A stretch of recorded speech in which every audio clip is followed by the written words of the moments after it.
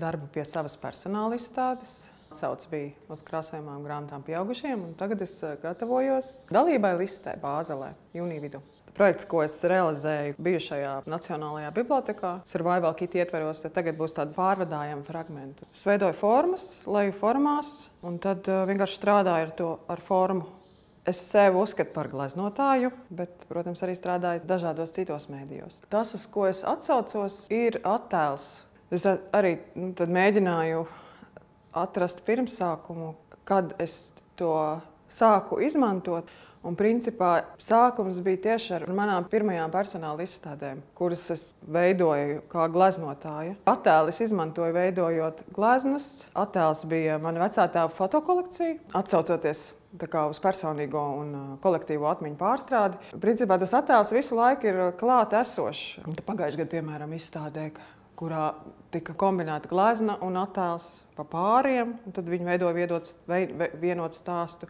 Un tad tagad pēdējā izstādē attēls jau bija, ir klātesošs, tas jau ir uz audekla, un tad es strādāju ar attēlu, gleznojot pāri. Šobrīd es strādāju mazāk intuitīvi, vairāk pievēršoties izpētēju. Jaunu formu meklēšanu vai tur esošo ignorēšanu. Tīri ar glezniecības metodi. Es veidoju kolāžas, uz datora apstrādāju, tad viņi tika nodrukāti uz audekla. Un tad tur dažādi. Gan rullēju, gan gleznoju, gan krāsoju ciet. Es domāju, ka tas būs kaut kāds tuvākais, varbūt mans, tas būs veids, kā es varbūt tuvākā nākotnē turpināšu strādāt un attīstīt. Ja es arī gleznoju, tad man ir svarīgi, kāda ir pamatne, un kādas krāsas, kāds ir krāsas slānis. Tīri arī tehnoloģiskā puses, man liekas, tīri restaurācija ir iedevusi tādu, atbildību principā. Un man arī ļoti patīk tas starpdisciplinārais moments. Tu pārzini vienu jomu, tu pārzini arī otru jomu, un tad tā brīvi var kombinēt. Un principā ir arī trešā joma, un es esmu arī pedagogs. Man ir pedagoga izglītība, un tad vienmēr kaut kā arī tās izstādes, viņas mazliet tādu pedagoģisku, ne piesitienu, bet tur ir kaut kāds pedagoģiskais, didaktiskais moments varbūt, no kā es arī principā cenšos izbēgt, bet tas nenoliedzami tur ir klātesošs. Man pašai ļoti tuvs ir darbs ar Blaumeņa istabu muzejā, emocionālā ziņā. Arī tas, kā tas viss tappa. Man patīk arī tas gatavošanās process, jeb izpētes process. Tad atkal izejot no tā, radās pati instalācija. Cilvēki, kurus es ar to iepazīstinu, vienmēr ir ļoti uzrunāti. Tepat VFā, starp citu, vienu izstādi mēs arī atklājām, kūrējām izstādi suvenīrs.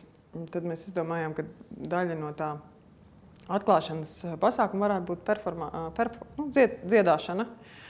Un pat cik izstādes suvenīrs, tad mēs izpildījām tituldziesmu no seriāla Santa Barbara. Principā mēs nedziedājām, mēs tur dungojām. Manuprāt, Ņujorka ir glezniecības meka. Tas viennozīmīgi es noteikti izpētītu to lauciņu vai iepazītos ar to lauciņu, kas ir absolūti citādāks nekā tas, ko var ieraudzīt Eiropā. Principā es diezgan daudz nodarbotos ar izpēti. Materiālu varbūt vākšanu vai arhīvu veidošanu. Ja man, piemēram, lūgtu, ka man ir kaut kāds arī paliekošs rezultāts jāatstāj, es droši vien domātu par to spekulatīvo daļu, glezniecību un varbūt arī par to pēdējo, ar ko es nodarbojos patreiz. Es gribu piedzīvot kaut ko, to pieredzi piedzīvot, kaut vai neilgi.